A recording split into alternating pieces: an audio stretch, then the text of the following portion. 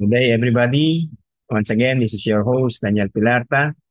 And right now, we will be continuing our study on the doctrine of sin or hamartiology and under the subclassification actual sins. So from our past lessons, we have already discussed many things about these particular actual sins.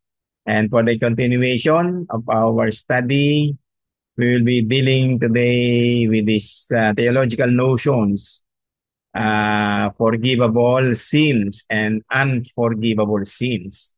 Sound interesting, di ba? At marami tayong ay presupposes na matututunan sa mga oras na ito.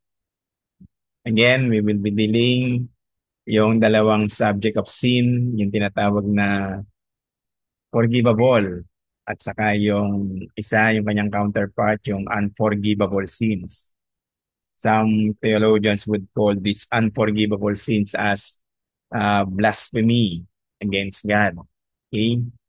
At as we progress, malalaman natin yung mga deeper meaning pa niyan ng mga blasphemy against God, against the Holy Spirit, for example.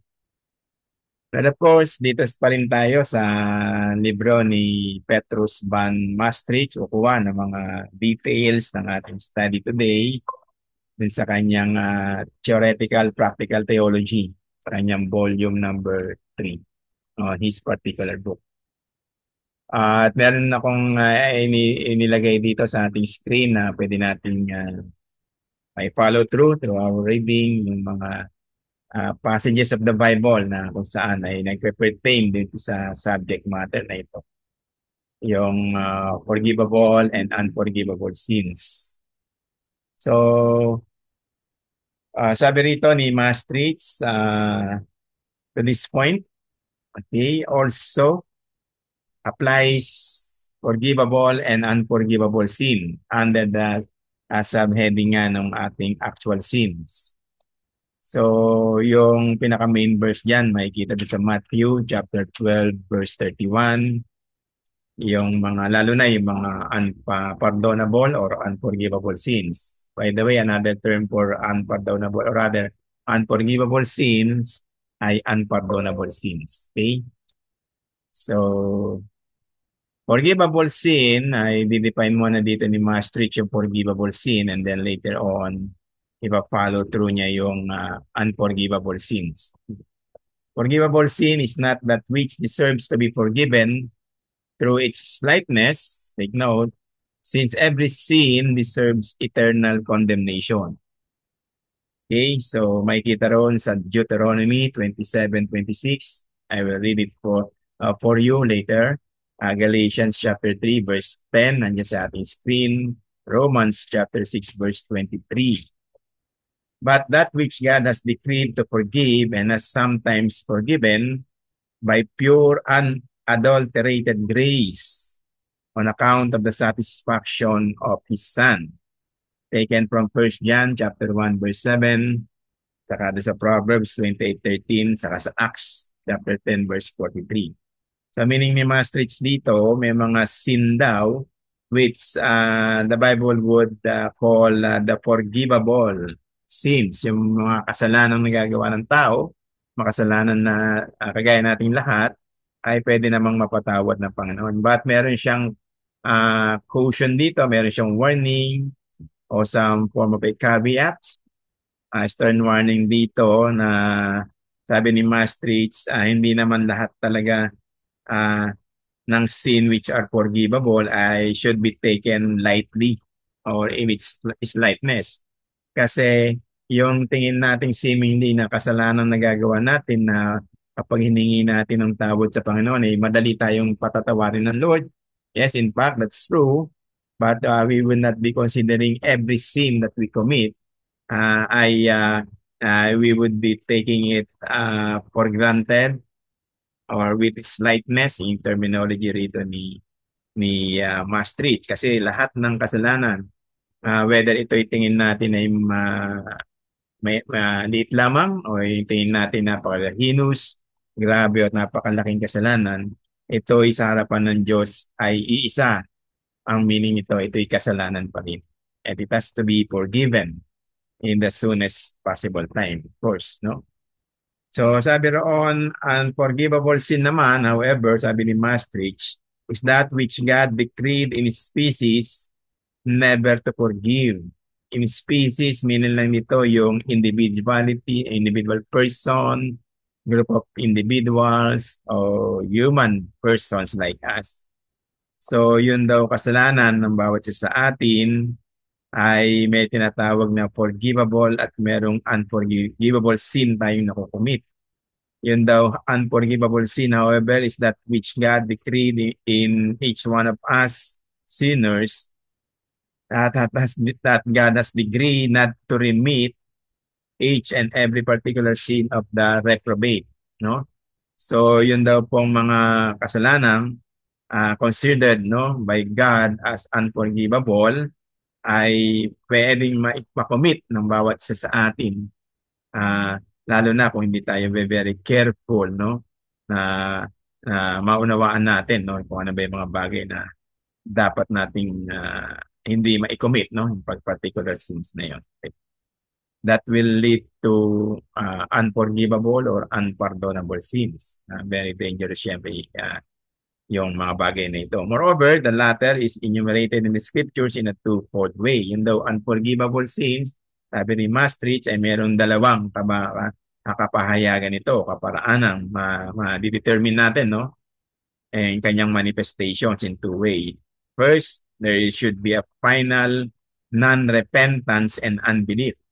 Kapag daw ang isang makasalanan ay nakakomit na ng isang mga kasalanan hindi na mapapatawad, ang sabi dito una ay merong final, may finality, yung non-repentance and unbelief, unbelief on the Lord Jesus Christ, unbelief unto the gospel, unbelief to the very words of God, kapag yun daw isang makasalanan ay patuloy sa paggawa ng kasalanan na hindi niya naikukumpisal, na hindi niya naihingi ng tawad, at pag dumating na yung kanyang katapusan ng kanyang buhay, physical kanyang existence, halimbawa namatay siya physically at hindi napatawad yung kanyang mga kasalanan, there would be a consequence which is the Bible would call unforgivable sins.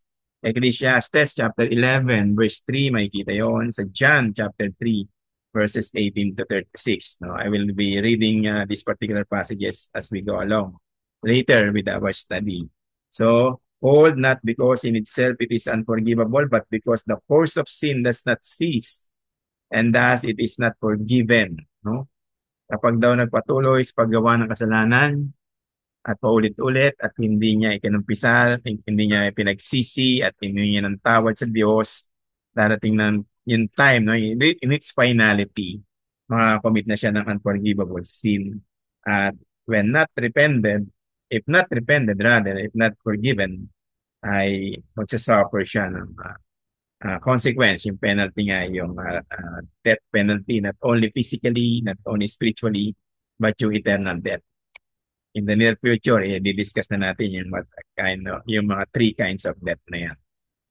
On the other hand, sabi rito, moreover, rather, doon naman sa sin or blasphemy against the Holy Spirit, nabanggit natin kanina, so-called because it is full of reproach, not so much against the essence or personality of the Holy Spirit, but rather against His office and economic operations. So meron palang office ang Holy Spirit, kapag blaspheme natin, that we grieve, we quench the person, not only the person, but particularly the works of the Holy Spirit, ay magkakakomit na tayo ng unpardonable sin, yung tinatawag ng mga theologians na blasphemy against the Holy Spirit. And a blasphemy against the Holy Spirit is a form of sin which is not forgivable or unpardonable.